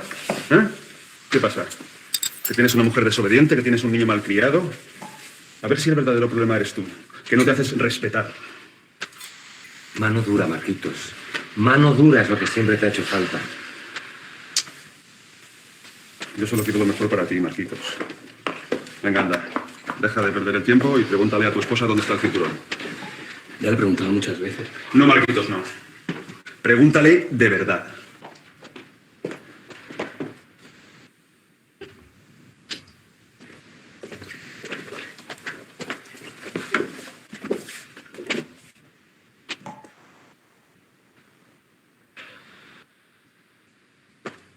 Mira, Julia, dime dónde está. Sabes que si no va a ser peor.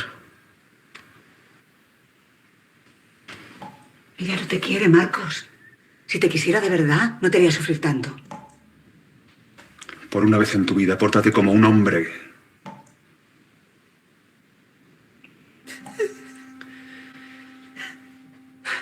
Julia, no me hagas esto, por favor. Pon solo un poco de tu parte.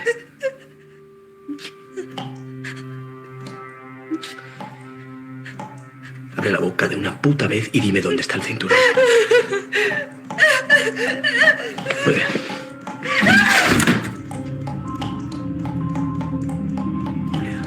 Julia.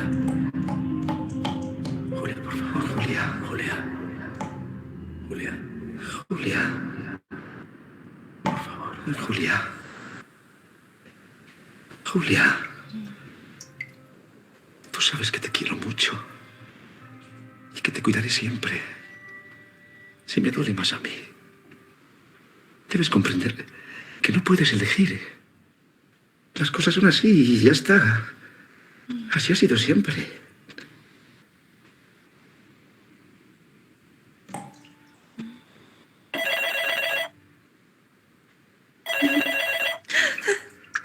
Julia, es mi cinturón.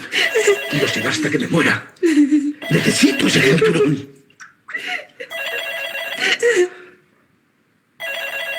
Llevamos toda la vida esperando para ser felices.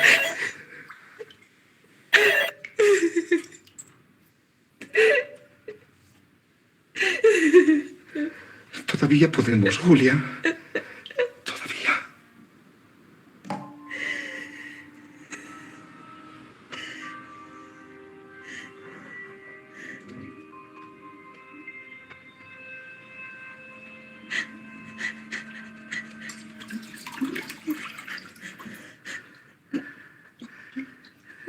Dámelo.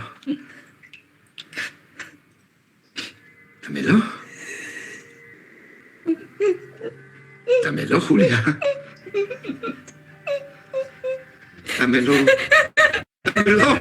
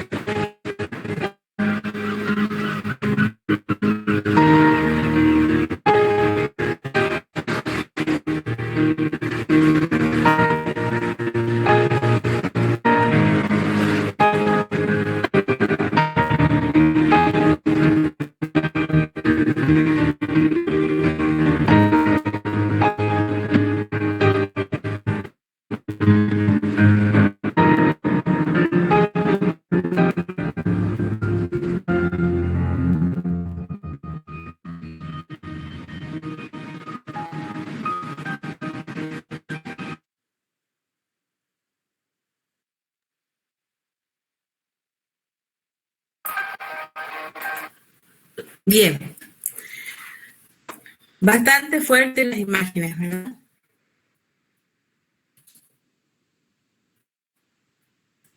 La parte del último, profe, se cortó mucho, así que no sé si era mi internet o qué. Entonces, yo después... sí.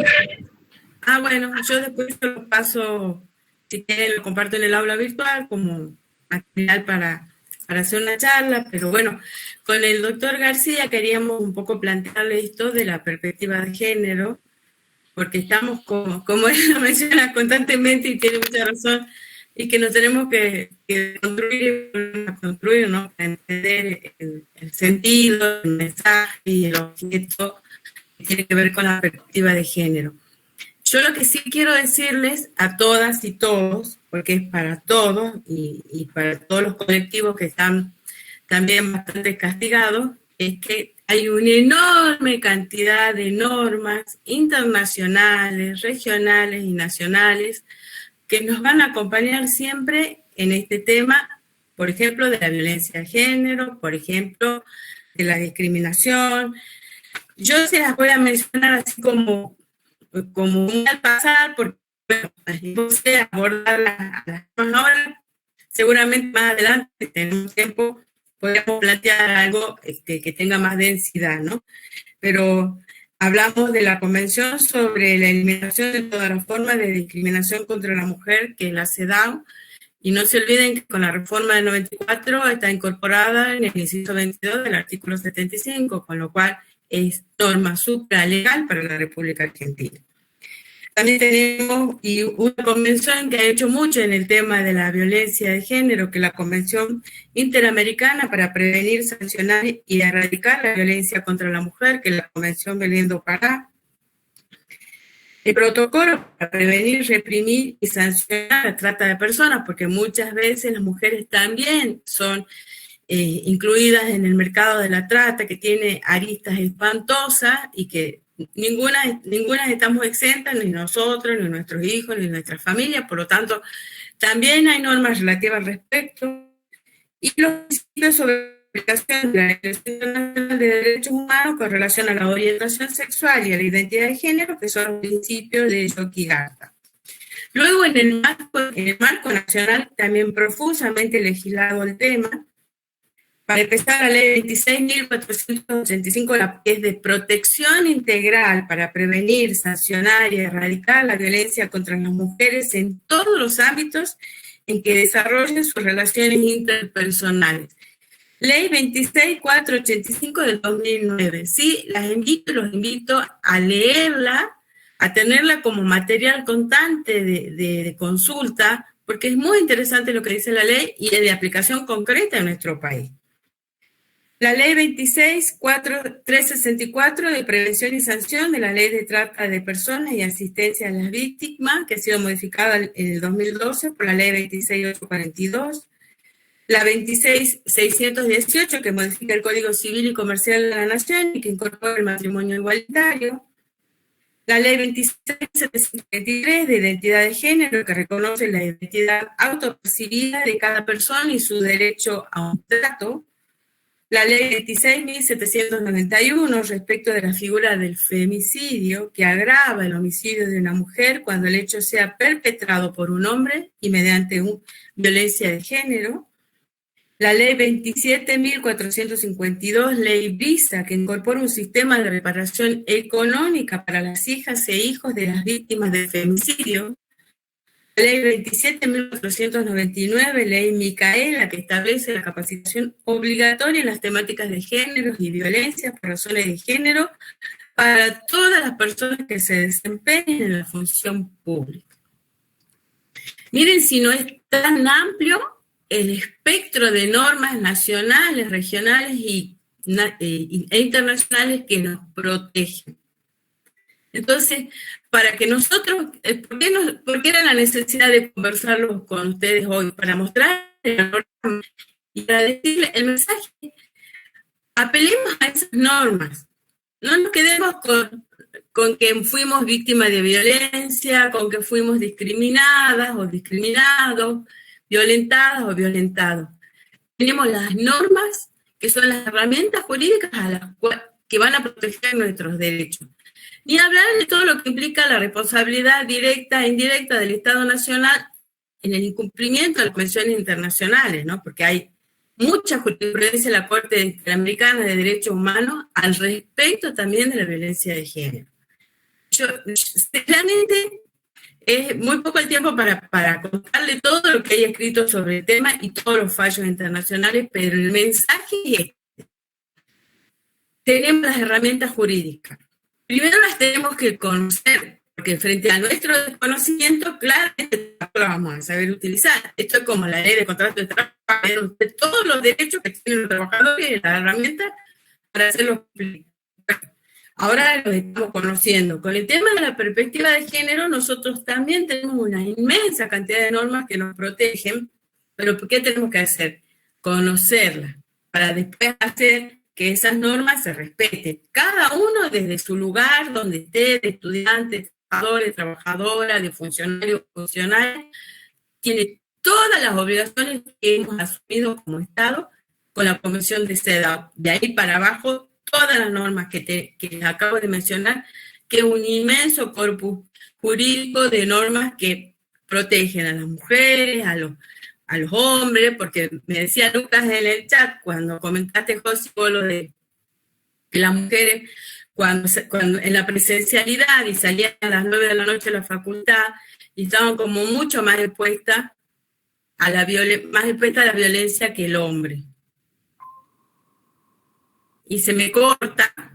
¿Se cortó? Profe, sin ir más lejos, el año pasado murieron 3 mujeres en menos de, no sé, 6 meses. Sí. Y bueno, el homicidio, que fue justamente una modificación en el Código Penal para incorporar el homicidio simple, que nosotros ya lo teníamos legislado, pero cuando se trata de la mujer se llama femicidio, y había que hacer ese reconocimiento legal también, ¿no? Un poco para ponerle freno, porque históricamente siempre existió, pero ahora tiene nombre y apellido y se llama femicidio. Ahí hay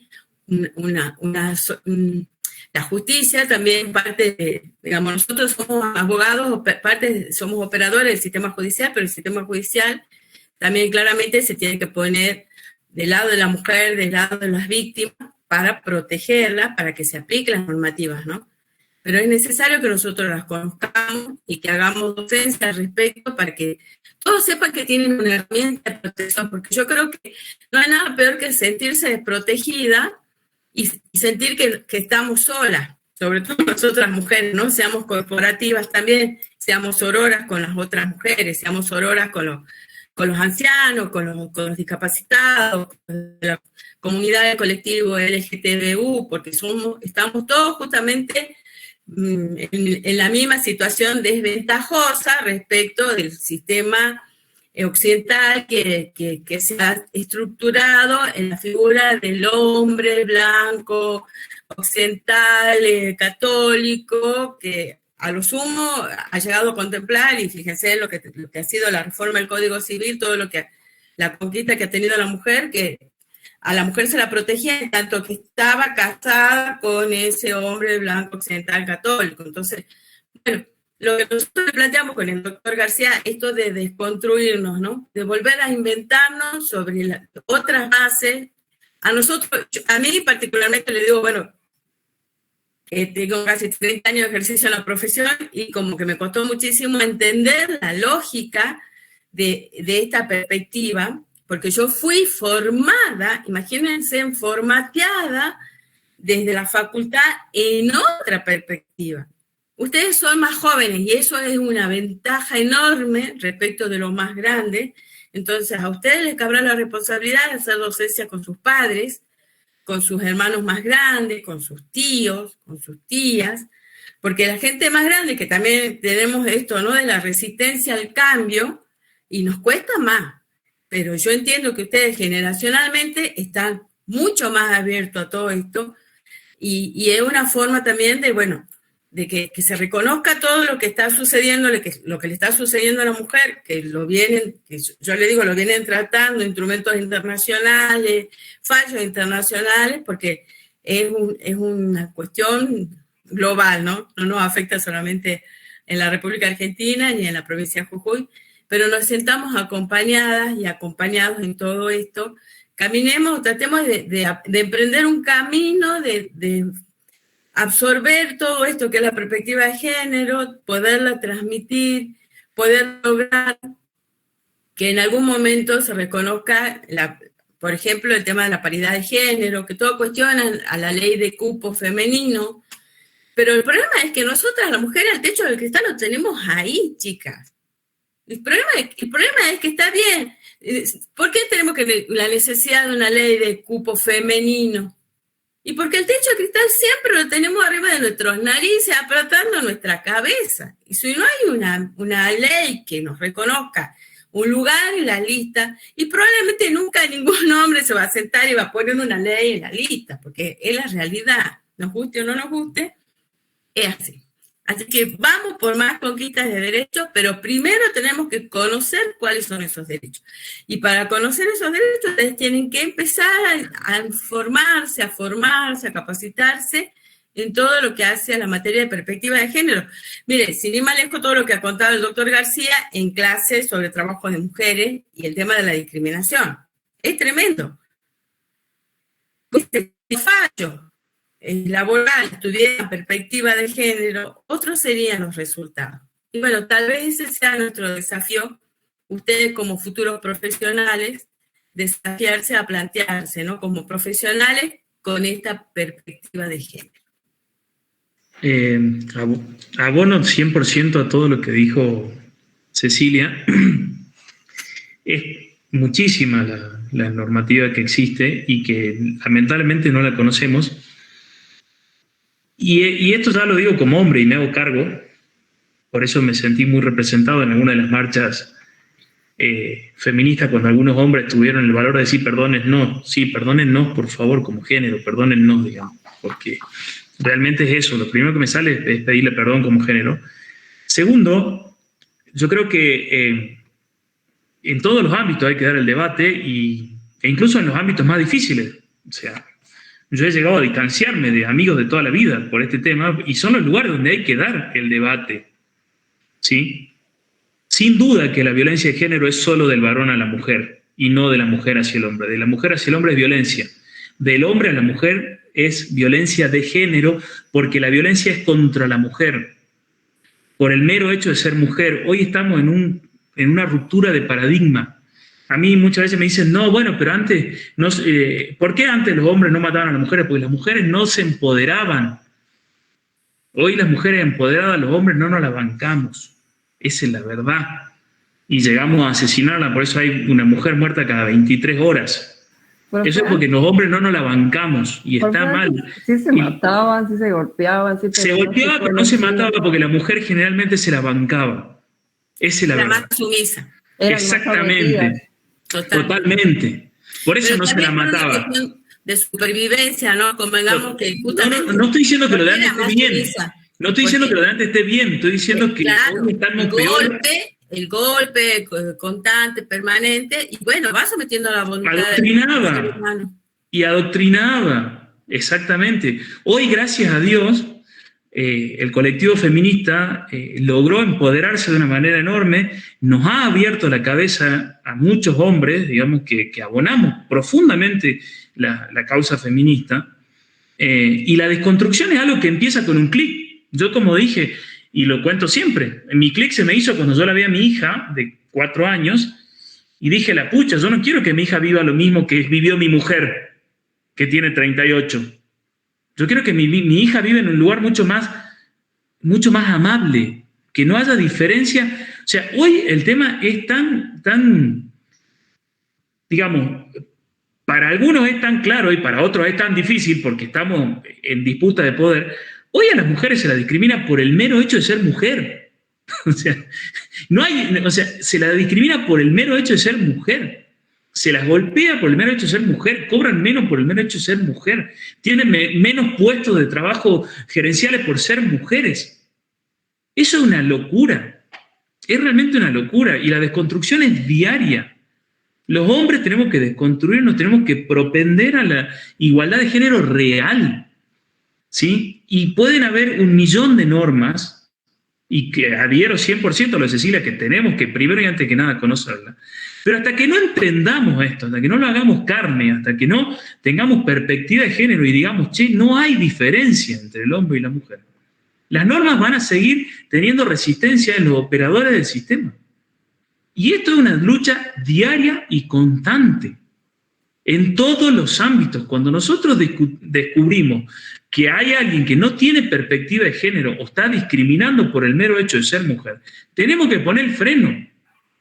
Por eso cuando yo le daba la clase, me sentía que estaba dando cosas antiguas, cosas viejas, cosas que no tendrían que estar ni siquiera en la ley. Si nosotros tendríamos perspectiva de género, no nos serviría de nada la presunción. O sea, no tendría que estar escrita la presunción del 178. No hablaríamos de notificación fehaciente, digamos, para conectárselo con la clase, chicos, ¿entienden? Son cuestiones obvias, digamos, son cuestiones más que obvias. No debería estar escrito, es insultante que estén escritas, digamos, cuando uno tiene esa perspectiva de género. Los jueces no tendrían ni que aplicar la norma, digamos, tendrían que ponerse los anteojos de la perspectiva de género y saltaría a la vista clarísimamente la discriminación por el mero hecho de ser mujer y por el mero hecho de quedar embarazada. Algo que realmente a mí no me entra en la cabeza. Pero es algo muy importante y además tenemos que entender, Lucas, Lucas es tu nombre, discúlpame. Lucas, estadísticamente, menos del 10% de las denuncias son falsas. Menos del 10% son falsas.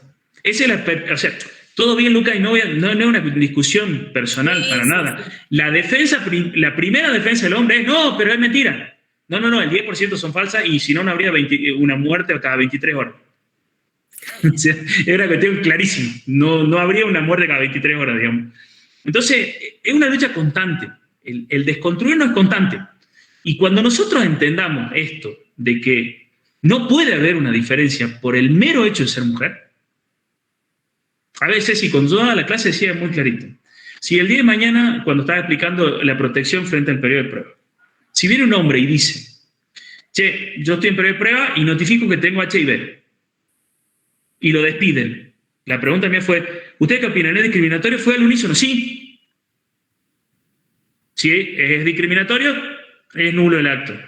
Cuando la misma pregunta se hizo a una mujer embarazada, no fue el sí igual. Eso es no tener perspectiva de género. Eso es, el hombre tiene más derecho que la mujer. Pero a ver, estamos todos criados así, ¿eh? O sea, estamos todos criados así. Totalmente. Estamos todos criados así. Entonces, es muy difícil romper con eso. Y les leo una frase que a mí me parece buenísima para no seguir aburriéndolo. Y dice así, es evidente que si yo sufro por la mala educación que he recibido, mi deber consiste en corregirla al transmitirla a mi hogar, para que mis hijos no protesten a su vez mañana contra de mis errores. Me parece que ese es el objetivo. Y acá no se hace juicio de valor porque todos fuimos criados igual, porque no había otra forma de criar. Totalmente. No habría otra forma de criar. Era la única que había. Esta es una nueva concepción. Ahora es nuestro deber transmitir otra cosa. Así es nuestro deber. Porque si no, vamos a seguir generando estas disparidades que la verdad son insultantes, porque son por el mero hecho del género. Tal cual, el género. Entonces, me parece que es nuestro deber dar la lucha en todos los ámbitos, y si el ámbito es más difícil, darla más aún. Mis amigos creo que esos me están por echar del grupo de WhatsApp, porque yo no vuelvo loco a eso. Bueno, pero hay otra punta, José. Es constante. Y porque en realidad, si lo hacemos nosotras las mujeres, siempre está el dedo que se levanta y dice, no, te están victimizando, que es justamente lo primero que te dicen. Pero si lo hace un hombre, ustedes van a tener que hacer la punta para que se reconozcan más derechos a las mujeres, porque claramente... Ahí, perdóname, Ceci, acompañamos. Las puntas son ustedes. Ahí, ustedes tienen más valor que nosotros. Ustedes tienen más valor que nosotros. Siempre. Nosotros apoyamos atrás. Y lo digo en serio, nosotros empujamos atrás. Ahora, ustedes tienen el valor. Ustedes son madres. O sea, sí, totalmente. O sea, ustedes son el género más importante en la humanidad. Nosotros acompañamos atrás. Cortemos con eso, detrás de un hombre hay una gran mujer. No. No, tal cual. No. hagan ustedes esta lucha y nosotros acompañamos. Nosotros solamente acompañamos. El protagonismo es de ustedes. Nosotros de hecho, acompañamos. bueno, todos los movimientos feministas son los que han tenido que salir a la palestra para que se empiece a pensar en esta nueva concepción, ¿no?, de la perspectiva. Así que, sin duda, siempre van a ser las mujeres en la primera línea de fuego como corresponde, porque somos unas guerreras. Totalmente. Yo después, si les parece, les voy a compartir también en el aula virtual un video que habla del machismo, del daño que nos hace a los hombres. Perfecto. Con estadísticas. Perfecto. Que es el que te compartí, Ceci, que lo encontré tarde. Sí, yo después se lo comparto en el aula virtual. Lo compartamos en el aula. Para que los hombres vean el daño que nos hace a los propios hombres el machismo, ¿sí? Realmente nos hace mucho daño el machismo como sociedad y como hombres, y lamentablemente a las mujeres las mata. Por eso, en cuestión de prioridad, hay que priorizar hoy a quien está en mayor riesgo, que son las mujeres y obviamente el resto de los géneros, digamos. Pero las mujeres a la cabeza, junto con el resto de los géneros, hay que poner el foco ahí, que es donde hay más riesgo. Ahí es donde hay más riesgo. Después veamos el daño que nos hace a nosotros los hombres, y tal vez eso ayude a alguna desconstrucción que, como yo digo, el clic de la desconstrucción se da en un momento. Y de ahí empieza a caer ficha, y ficha, y ficha, y ficha, y ficha, y ahí vamos entendiendo, es como una cadenita de fichas que van cayendo. Pero la primera cae ante un clic. Así que bueno, nos parecía muy importante en esta unidad hablar de este tema. Obviamente que no nos creemos ni con la verdad absoluta. No, para nada. Y está abierto a absoluto debate, digamos. Totalmente, porque es una cuestión tan rica para debatir en este plano de mucho respeto y de escucha atenta que sería bienvenida. Más adelante nos organizaríamos, lo hicimos porque es el doctor García, en el contexto de la unidad de trabajo de mujeres y menores. Era claramente la unidad donde podíamos tratar este tema, pero vamos a generar más adelante un debate, si quieren, para que ustedes puedan opinar. Y porque Lucas se acaba de abandonar la reunión y es como que siente que somos poco... Que estamos bajando línea, y nosotros no estamos bajando línea, siempre fue la naturaleza de la cátedra, es discutir, digamos, y que cada uno opine lo que quiera, nosotros damos nuestra visión, digamos. Y no por eso nosotros le vamos a restar puntaje en la... Cada uno opina lo que quiere, digamos. Que eso no es la idea. Pero bueno, era la idea, Sol, cuéntame. Sí, no, yo más que nada para que el tema entre Lucas y ustedes, y que parece que tienen distintas formas de pensar, yo creo que más que nada es el tema de no dar como menos al hombre, sino que lograr que la mujer vuelva, o sea, que no que vuelva, sino que nunca la tuvo, la posición que tiene la mujer, que es igual que el hombre, digamos. No desmerecer al hombre tampoco, y sí como valorizar más a la mujer y darle los mismos derechos. Bien, pero justamente de eso se trata. Claro, los hombres tenemos, a la mujer, y los hombres tenemos hiperderechos, estamos recontra valorizados y tenemos mucha ventaja para adelante. Entonces hay que acompañar a los colectivos que tienen menos derechos, es una postura, digamos. Es como que a veces se siente esto de que se quiere tratar de que la mujer sea superior al hombre, y no siempre es que sean pares, digamos, entonces es bueno entenderlo desde ese lado. ¿Sabes qué es lo que pasa, Sol? Perdón, y lo hago al debate, pero desde el absoluto respeto, Sol, en serio. ¿Sabes qué es lo que pasa? Está tan naturalizado, ¿sí?, que el hombre está por encima de la mujer, que cuando la mujer empieza a acercarse a tener los mismos derechos, no sé, ni siquiera, o a discutir, o a poner en discusión qué derechos tiene, el hombre como posición de poder se siente amenazado. Dice, me están restando. No estamos restando nada. O sea, ni siquiera estamos empezando a igualar. Tenemos que empezar a igualar. A ver, toda posición de poder nunca se va a dejar libremente, ¿no? Y me encanta vincularlo con el derecho del trabajo. ¿Cómo se obtuvieron las primeras conquistas laborales? Por medio de la fuerza. Por medio de la fuerza. Totalmente. El capital tenía los medios de producción y el proletariado solo tenía su fuerza de trabajo. Y si el proletariado nunca se hubiese levantado a decir, che, loco, la jornada laboral no puede ser de 12 horas, de lunes a domingo, con el régimen de camas calientes en la Inglaterra industrial, seguiríamos con jornada de 12 horas, porque el empresariado nunca hubiese dicho de buena onda, che, mira, no, ¿sabes qué? Me parece que está laburando mucho, te voy a bajar el sueldo y vamos a limitar la jornada por buena onda, ¿viste? Por la cuestión de que, bueno, salvando todas las distancias, hoy con el hombre pasa lo mismo. El hombre está en una posición de poder y se ve intimidado, porque antes no pasaba. Antes la mujer no disputaba poder, ¿sí? Antes no disputaba poder. Entonces, lo único que está haciendo es plantear una cuestión que antes ni estaba en la agenda. Por eso es como que se notan esas diferencias. Sol, retrotraete a la discusión histórica, al inicio del proletariado. ¿Qué decían los empresarios en su momento? Son violentos. ¿Qué dice el hombre de la mujer? Son violentos, los reclamos son violentos, no deberían ser violentos. Son posturas, digamos, y te vuelvo a lo mismo, no es una bajada de línea, es una concepción. Netamente una concepción, que nos parece interesante plantearla, digamos, porque es algo que no hay que esquivarle al bulto. No, y yo comparto totalmente con ustedes, sino que decía esta parte de como que el hombre siempre se siente amenazado por esto y cree que está todo en contra de ellos, que en sí está en contra de esta figura patriarcal y todo eso, pero como que la idea no es hacerlos de menos, sino de nosotros, las mujeres, tener los mismos derechos, digamos. Totalmente, Sol, pero cualquier posición de poder siempre se va a sentir amenazada cuando alguien le disputa lo que tenía. Obviamente, profe. Entonces, siempre es así. O sea, siempre es así. Cualquier posición de poder se va a sentir amenazada. Si antes no disputaban esto ustedes, ahora lo disputan. No, me siento amenazado. Tengo que retroceder. Fernanda quería exponer algo y después Sol. ¿Sí, Fernanda? No, profe, yo quería contarles una anécdota. Un día estaba caminando por mi barrio y justo pasaba una pareja. Y con esto de la igualdad, ¿no?, entre el hombre y la mujer, pero relacionado con lo que decía mi compañera de que es como que se le dieron muchos derechos a las mujeres.